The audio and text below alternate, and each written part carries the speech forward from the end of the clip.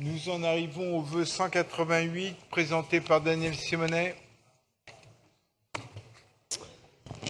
Ah, j'aime bien vos très enthousiasmant.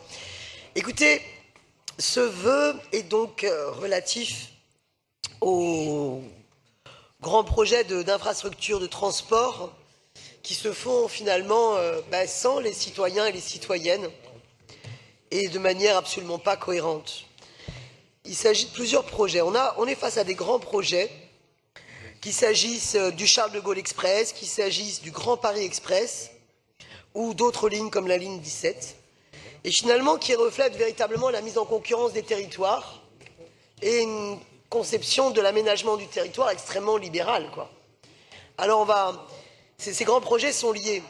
Sur le Charles de Gaulle Express, vous savez, ce grand super métro de 32 km qui va coûter 24 € à chaque voyageur et qui vise surtout à finalement relier l'aéroport et Paris, qui faisait partie, hélas, du premier projet de candidature de Paris pour les Jeux Olympiques de 2024. Mais depuis, fort heureusement, et je salue le changement d'avis de la maire de Paris, du président du conseil départemental de Seine-Saint-Denis, qui ont demandé en décembre 2018 la suspension des travaux du Charles de Gaulle Express. Mais Elisabeth Borne a confirmé la construction du Charles de Gaulle Express.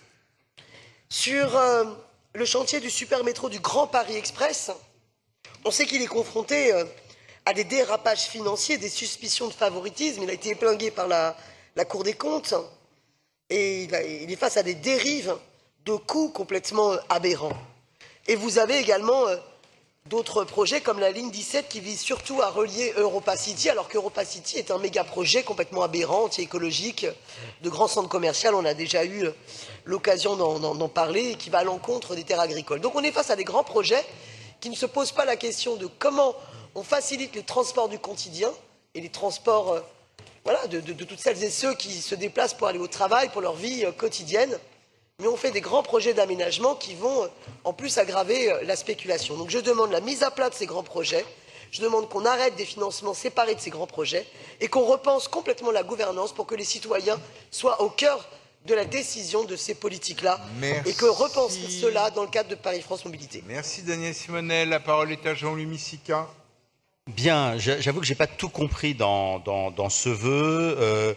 Vous demandez un référendum sur un projet d'infrastructure à l'échelle régionale, mais pourquoi régionale? Après tout, le CDG Express ne traverse que Paris, la Seine-Saint-Denis et le Val d'Oise, mais en même temps, c'est une infrastructure qui va bénéficier à des personnes qui voyagent potentiellement dans toute la France et dans le monde entier. Quelle serait l'assiette de cet électorat à qui on demanderait de voter?